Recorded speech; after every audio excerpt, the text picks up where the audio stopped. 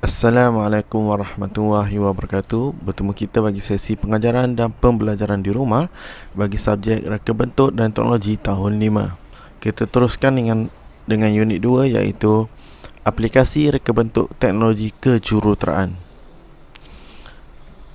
Kita teruskan dengan kriteria keempat bagi membina kipas solar, iaitu mengira dan membuat anggaran kos.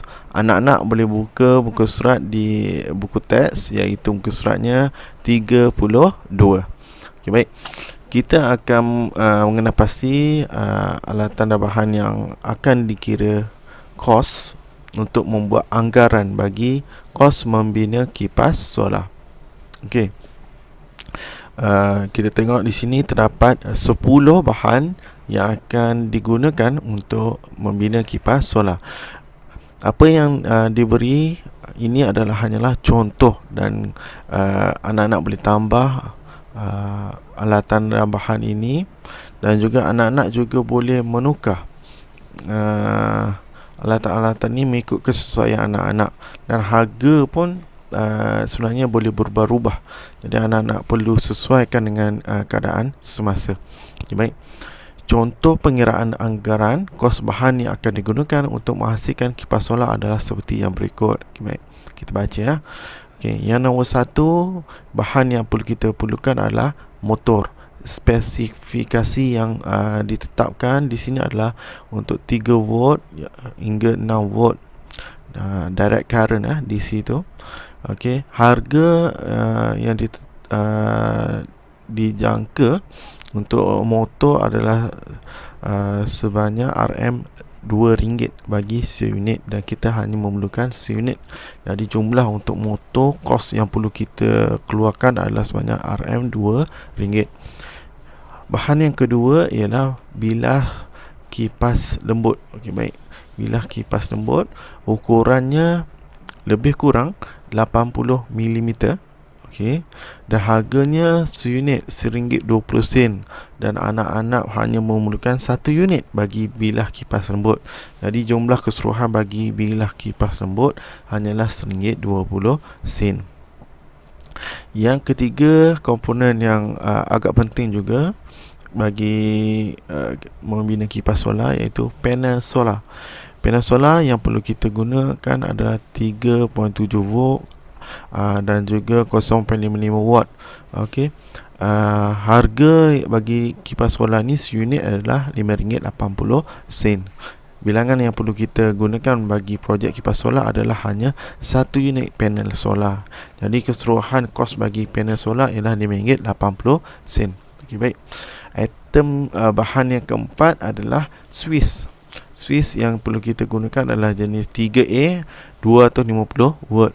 Okay, harga seunit adalah 70 sen saja, dan kita hanya memerlukan 1 unit, iaitu 70 sen.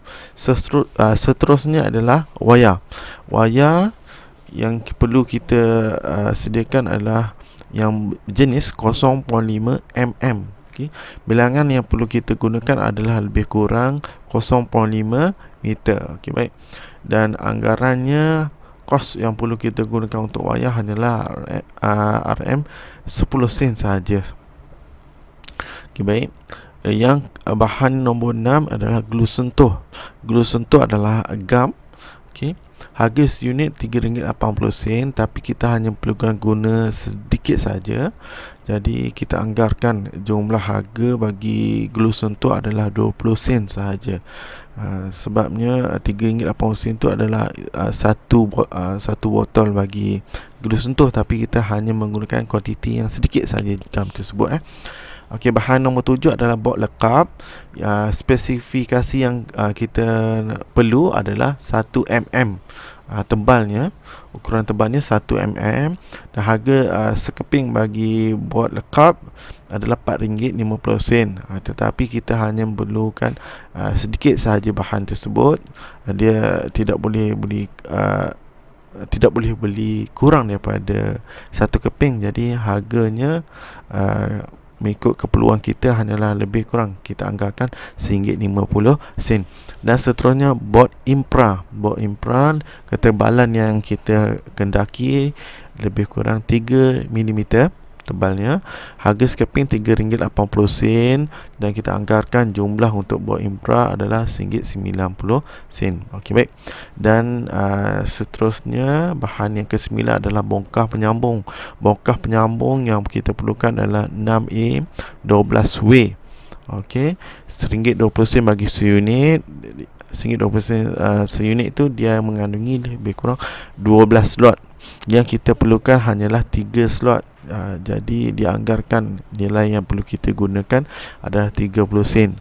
Dan seterusnya yang terakhir, bahan yang perlu kita gunakan adalah batang aiskrim 1 mm, spesifikasinya 18 mm dan juga 150 mm. Okay, baik. Bahan bagi batang aiskrim ini berharga RM1.80 bagi satu paket.